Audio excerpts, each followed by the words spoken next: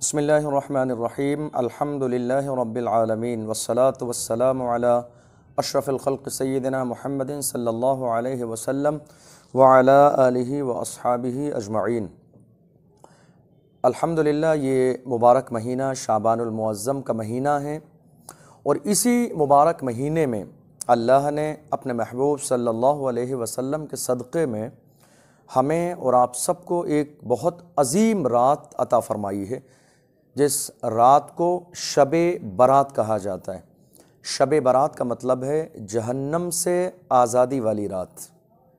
हर मुमकिन कोशिश हर मुसलमान की होनी चाहिए कि इस रात में अपने गुनाहों पर शर्मिंदा हो और बारगाह इलाही में तौबा करे। अल्लाह इस रात में बेशुमार जहन्नमियों को जन्नती बना देता है। अल्लाह के रसूल सल्लल्लाहु अलैहि वसल्लम की एक बहुत प्यारी हदीस है। आका इरशाद फरमाते हैं कि ये मुबारक रात वो रात है कि जिस रात में कबीले बनु कल्ब की भेड़ बकरियों के बालों से ज़्यादा लोगों की मग़फ़िरत फरमाता है। अरब की सरज़मीन पर एक कबीला था बनु कल्ब, जिसमें बेशुमार बकरियां पाली जाती थीं। आका अलैहिस्सलातु वस्सलाम ने मिसाल बयान फरमाई कि ये मुबारक रात इतनी अजीम रात है कि जिस रात में अल्लाह कबीले बनु कल्ब की भेड़ बकरियों के बालों से ज़्यादा लोगों की मग़फ़िरत फरमाता है।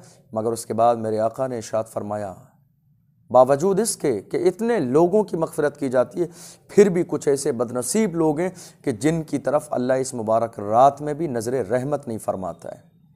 कौन है वो? अल्लाह की ज़ात और उसकी सिफ़ात में किसी को शरीक ठहराने वाला मुशरिक।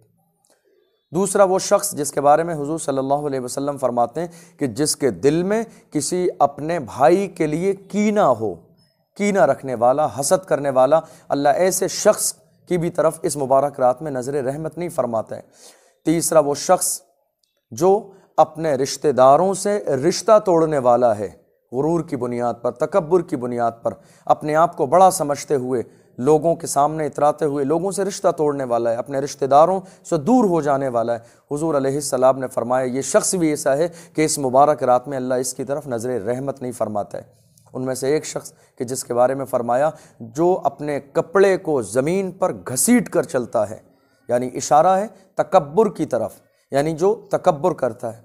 अल्लाह के रसूल सल्लल्लाहु अलैहि वसल्लम के ज़माने में ये माहौल था कि लोग बड़े बड़े कपड़े ज़मीन पर घसीट कर चलते थे तकब्बुर की बुनियाद पर।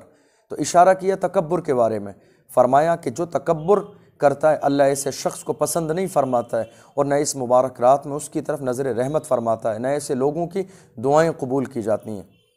उनमें से एक शख्स वो भी है कि जो तकब्बुर की बुनियाद पर रिश्ते तोड़ने वाला है, अपने आप को बड़ा समझने वाला है। एक वो शख्स है कि जिसके बारे में हुजूर ने फरमाया अल्लाह इस मुबारक रात में उसकी तरफ देखता नहीं है, जादू करने वाला, जादू करने वाला, जादू टोने में ज़िंदगी गुजारने वाला, लोगों को जादू टोने के ज़रिए तकलीफ़ देने वाला। एक वो शख्स कि जो शराब के नशे में धुत रहकर ज़िंदगी गुजारता है। ज़िना करने वाले के बारे में हुजूर ने फरमाया ये मुबारक रात है कि इस मुबारक रात में अल्लाह इनकी तरफ देखता भी नहीं है। आप ज़रा अंदाज़ा लगाइए, ज़रा अंदाज़ा लगाइए कि इन सारी बुराइयों में से कोई बुराई ऐसा तो नहीं है कि हमारे अंदर मौजूद है। हम शिर्क तो नहीं करते, हम गीबत तो नहीं करते। गीबत के बारे में भी हुजूर ने फरमाया कि जब तक दुनिया में जिसकी गीबत की है वो माफ़ ना कर दे, अल्लाह माफ़ नहीं फरमाएगा। कोई ऐसी बुराई कि जो चीज़ें हदीस पाक के अंदर अल्लाह के रसूल सल्लल्लाहु अलैहि वसल्लम ने बयान फरमाई है, इनमें से कोई बुराई हमारे अंदर तो मौजूद नहीं है।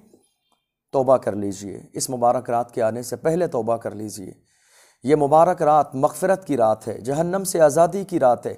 ये मुबारक रात है कि जिसके बारे में अल्लाह के रसूल सल्लल्लाहु अलैहि वसल्लम फरमाते हैं अल्लाह अपनी शान के मुताबिक, अपनी शायान शान आसमान अव्वल पर नुज़ूल फरमाता है और 14 शाबान को सूरज गुरूब होते ही, यानी मगरिब की नमाज के बाद से लेकर फज्र तक पूरी रात अल्लाह की तरफ से उसके बंदों को निदा दी जाती है। अल्लाह की तरफ से है कोई अपने गुनाहों पे शर्मिंदा हो जाने वाला कि उसकी मग़फ़िरत कर दी जाए, है कोई कारोबार से परेशान कि उसके रिज़्क़ में इजाफ़ा कर दिया जाए, है कोई मुसीबतों में ज़िंदगी गुजारने वाला कि उसको मुसीबत से निजात दे दी जाए। पूरी रात अल्लाह की तरफ से यह सदा दी जाती है। अंदाज़ा लगाइए कितनी अजीम रात है कि जिस मुबारक रात में अल्लाह की रहमत हमें अब पुकार रही होती है, अल्लाह की रहमत हमें निदा दे रही होती है। जब अल्लाह हमें देने के लिए बुला रहा होता है तो यकीनन हमें अल्लाह की ज़ात से ये उम्मीद है कि अल्लाह इस मुबारक रात में हमारे दामनों को खाली नहीं फरमाएगा बल्कि गौहर मुराद से पुर फरमा देगा। लेकिन शर्त यह है कि जिस अंदाज में इस मुबारक रात को गुजारने का हुक्म दिया गया है हम इस रात को उसी के ऐन मुताबिक गुजारें। और एक आखिरी बात, ये मैसेज पूरी उम्मत मुस्लिमा के लिए कि जब जब शब बारात का मौका आता है लोग सोशल मीडिया पर एक्टिव हो जाते हैं, मैसेज के ज़रिए मैसेज का खेल शुरू हो जाता है माफ़ी के लिए, माफ़ीनामा। कल शब बारात आने वाली है, अल्लाह के लिए हमें माफ़ कर दें। कल शब बारात आने वाली है, अल्लाह के लिए हमें माफ़ कर दें। पूरी सोशल मीडिया पर हंगामा होता है इस चीज़ का। लोग किसी का दिल दुखाया है, किसी को गाली दी है, किसी को तकलीफ़ दी है, किसी की बेइज्जती की है, किसी की गीबत की है, किसी के ख़िलाफ़ कोई साजिश की है, किसी का माल दबाया हुआ है। और ये सारे गलत काम पूरी साल अपनी ज़ात से और बात से लोगों को तकलीफ़ देने के बाद शब बारात से एक दिन पहले एक मैसेज पूरी सोशल मीडिया पर जो है एक टीम लगी हुई है जो इसको वायरल करती है कि हमें खुदा के लिए माफ़ कर दीजिए। ये माफ़ी नहीं है बल्कि ये माफ़ी का मजाक है। माफ़ी ये नहीं है आपने किसी की गीबत की है तो पहले उससे माफ़ी मांगिए, जब वो माफ़ कर देगा तो अल्लाह माफ़ करेगा। आपने किसी का माल दबाया है तो माल वापस कीजिए, फिर माफ़ी मांगिए, वो माफ़ कर देगा तो अल्लाह माफ़ कर देगा।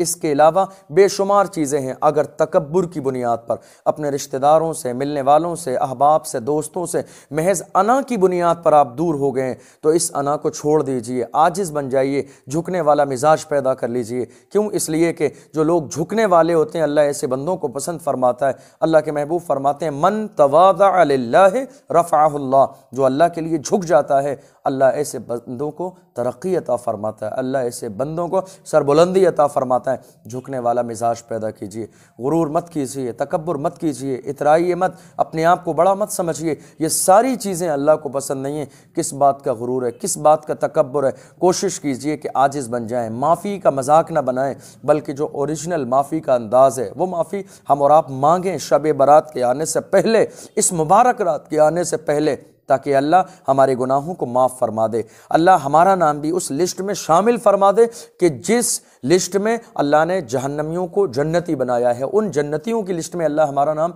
शामिल फरमा दे। तौबा कीजिए, अल्लाह के नाम, अल्लाह के सामने रोने का मिजाज पैदा कीजिए, रोने वाला मिजाज पैदा कर लीजिए, माफ़ी मांग लीजिए।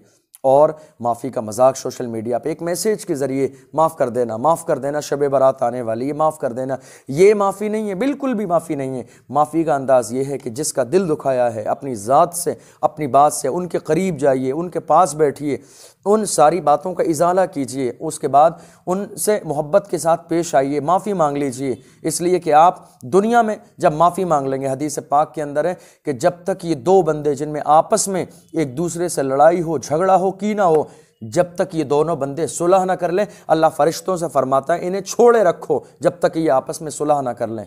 आप देख लीजिए ये बीमारी आज हमारे समाज में आम है, तकलीफ़ों में हैं लोग, नाराज़गियाँ हैं। माँ बाप का नाफरमान के बारे में हुजूर ने फरमाया कि अगर शब बारात के मौके पर किसी ने अपने माँ बाप का दिल दुखाया है, नाफरमानी की है, तो शब बारात के मौके पर अगर वो इस मुबारक रात के आने से पहले माफ़ी नहीं मांगता है तो समझ लीजिए कि अल्लाह उस शख्स पर नज़र रहमत नहीं फरमाता है, इससे शख्स की दुआएँ कबूल नहीं होती हैं। माफ़ी मांग लीजिए। आज तो बहुत बड़ा ज़रिया हम सोशल मीडिया का जो ज़रिया हमने मैसेज के ज़रिए माफ़ी मांगने का अपनाया है, काश के अगर हम एक शहर में रहते हुए भी उसके करीब ना जा सकें तो कैसी मोहब्बत है ये, हम उसके करीब ना बैठ सकें तो कैसी मोहब्बत है।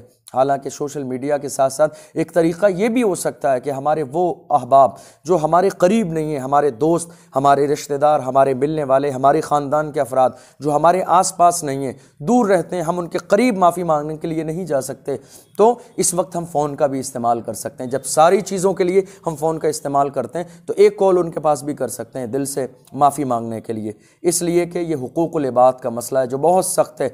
जब तक ये बंदे माफ़ नहीं फरमाएंगे उस वक्त तक अल्लाह माफ़ नहीं फरमाएगा। सोशल मीडिया पर मैसेज करना छोड़ दीजिए, बल्कि जो माफ़ी मांगने का ओरिजिनल अंदाज़ है, शब बारात कल आने वाली है, इस अंदाज़ को अपना लीजिए। अल्लाह आपकी तौबा को कबूल फरमाए और इस मुबारक रात में आप जो भी इबादतें करें अल्लाह अपने महबूब सल्लल्लाहु अलैहि वसल्लम के सदक़े में उन तमाम इबादत को अपनी बारगाह में कबूल फरमाए।